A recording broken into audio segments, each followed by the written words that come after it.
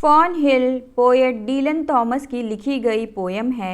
Poet Dylan Thomas के Welsh में मौजूद अपनी आंटी के फार्म हाउस के चाइल्डहुड एक्सपीरियंस के बारे में है, जहां वो पला बढ़ा। ये पोयम बहुत ज़्यादा लिरिकल है और मेटाफोरिकल डिस्क्रिप्शन से भरी हुई है, जो कैप्चर करती है एक्साइटमेंट और जॉय को, घर के बाहर बचपन में खेलने और नेचुरल वर्ल्ड से कनेक्ट होने को, और साथ ही साथ बचपन के दिनों को खो देने के दर्द को भी बताती है।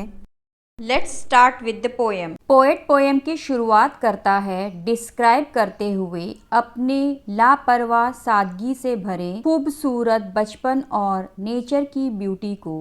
पोएट कहता है, जब मैं यंग था मैं बहुत सुकून से एप्पल ट्री के नीचे आराम करता था। अब वो अपने बचपन के घर को डिस्क्राइब कर रहा है, जो खुशी से भरा हुआ है, एकदम फ्रेश ग्रीन ग्रास की तरह। और उसके बचपन की रातें मैजिकल थी, यानी जादुई थी, चमकते हुए सितारों से भरी हुई थी। उस वक्त टाइम लिमिटलेस और फॉरगिविंग था और फ्रीडम यानी आज़ादी से भरा हुआ था। वो उसकी ज़िंदगी का गोल्डन एरा था, जो ब्लेस था, खुशी से भरा हुआ था, मैजिकल चाइल्डहुड था उसका।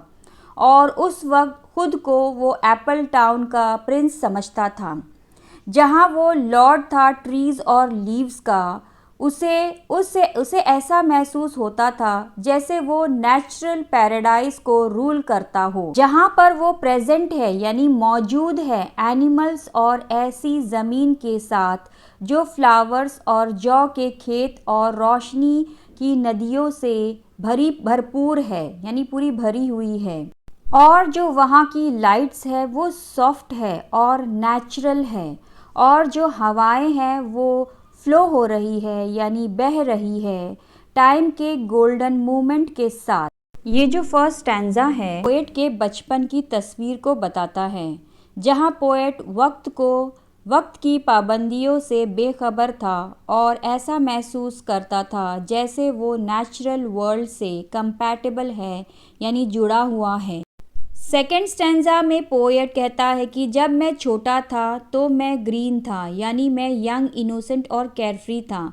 मुझे किसी किस्म की परेशानी नहीं थी और मैं चिंताओं से आज़ाद था।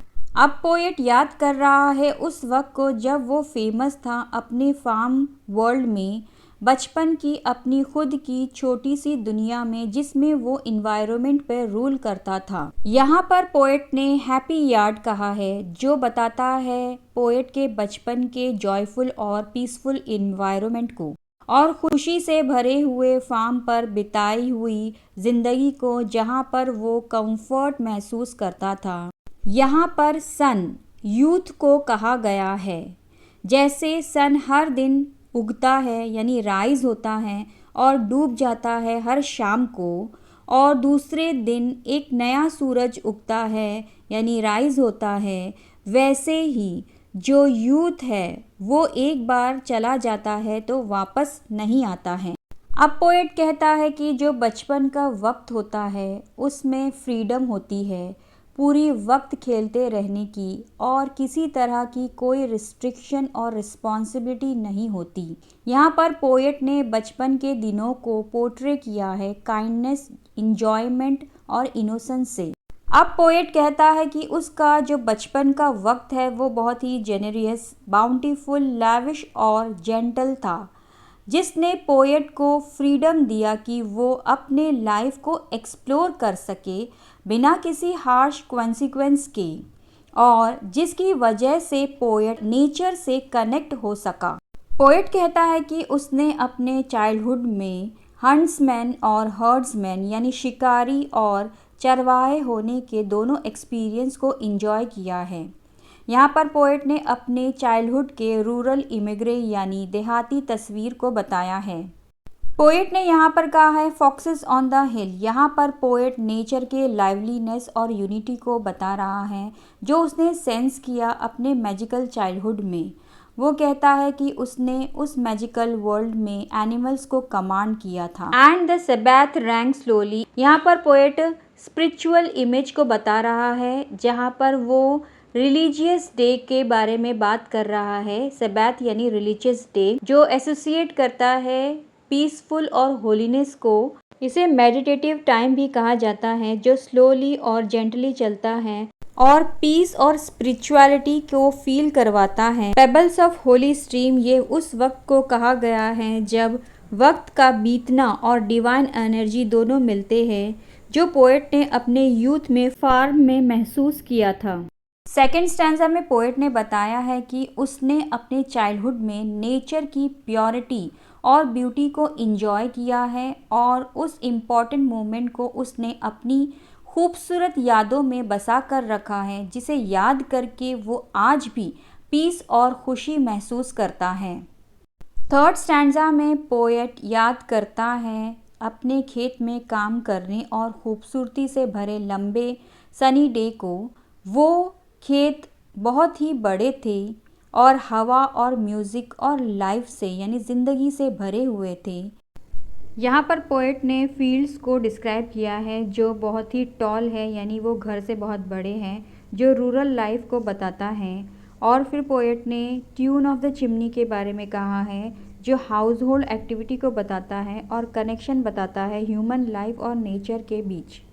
जो चंचल प्यारे खूबसूरत दिन जो पानी की तरह क्लियर थे और ज़िंदगी फ्रेश और अलाइव महसूस होती थी, और उसमें इंजॉय किया था उसने पीसफुल नाइट को, जो स्टार्स की ब्यूटी से भरे हुए थे और स्टार्स की ब्यूटी को देखते देखते गुजरे थे।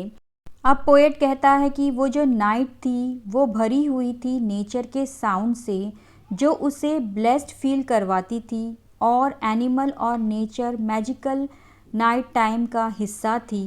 पर जो लाइट और लाइफ के पल रात के अंधेरे में टूट जाते हैं, यानी वो सोया जब सुबह हुई तो मानो वो सारी यादें दूर चली गई। थर्ड स्टैंजा हाईलाइट करता है पोएट के जॉयफुल, इनोसेंट और इमेच्योर रिलेशनशिप को टाइम और नेचर के साथ, जो अनअवेयर है उस बदलाव के, इनोसेंस और चाइल्डहुड यानी यूथ के वक्त के ख़त्म होने का।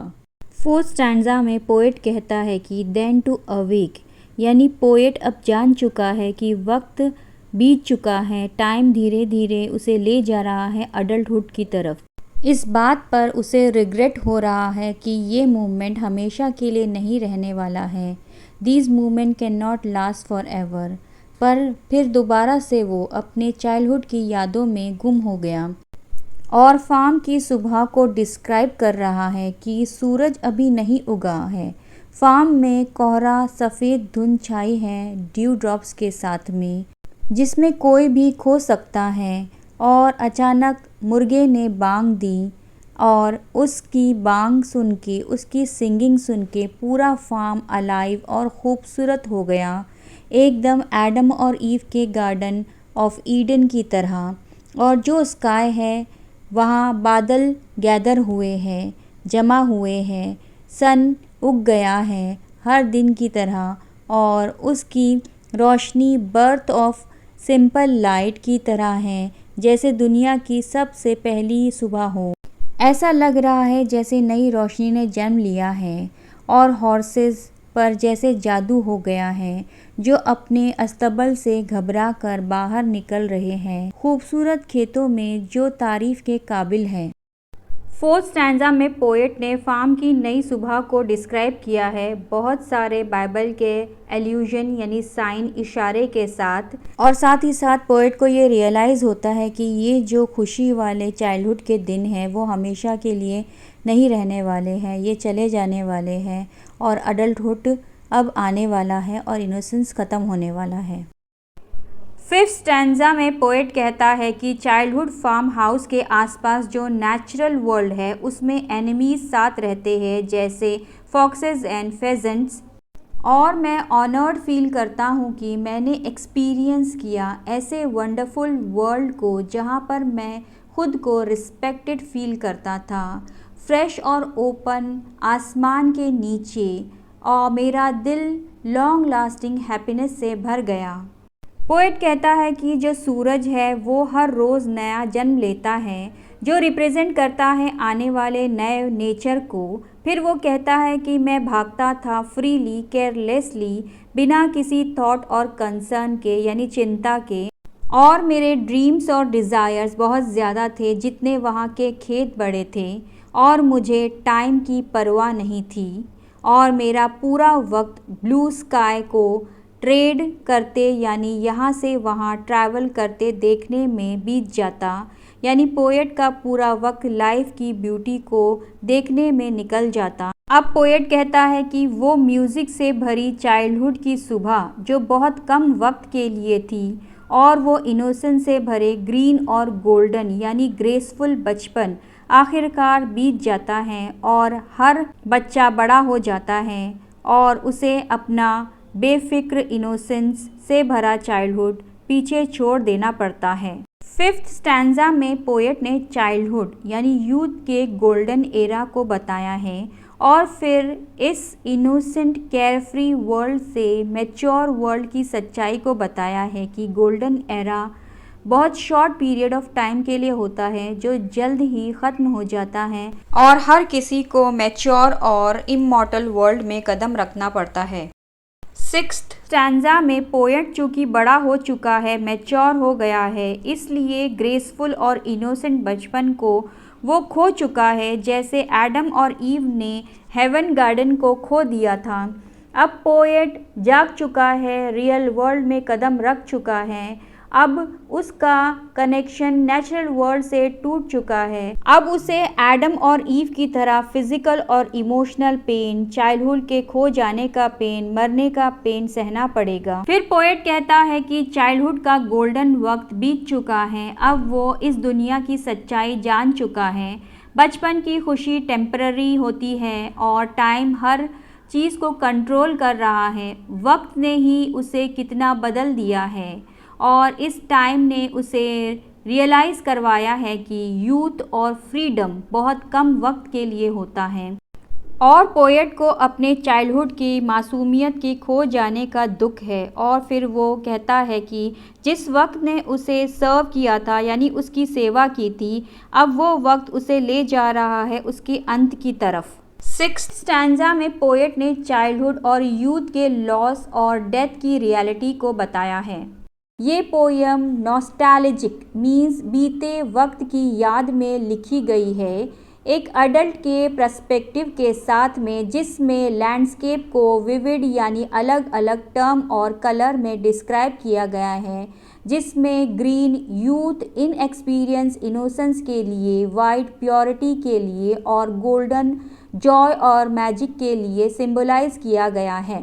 और पोएट ने बढ़ती हुई उम्र की हकीकत का सामना करते हुए बचपन की खूबसूरती और अलाइवनेस की यादों को डिस्क्राइब किया है, और ये भी बताया है कि यूथ, चाइल्डहुड की हैप्पीनेस, इनोसेंस, फ्रीडम, केयरफ्रीनेस ब्यूटीफुल तो होती है पर टेम्पररी होती है, बहुत कम वक्त के लिए होती है, और जैसे ही ये टाइम पास हो जाता है यानी ख़त्म हो जाता है, ये सारी चीज़ें यादों में बदल जाती है, और मैच्योर वर्ल्ड में इंसान एंटर करता है, जहाँ दुख, तकलीफ़, रिस्पॉन्सिबिलिटीज़ से घिर जाता है और धीरे धीरे अपने अंत की तरफ बढ़ने लगता है।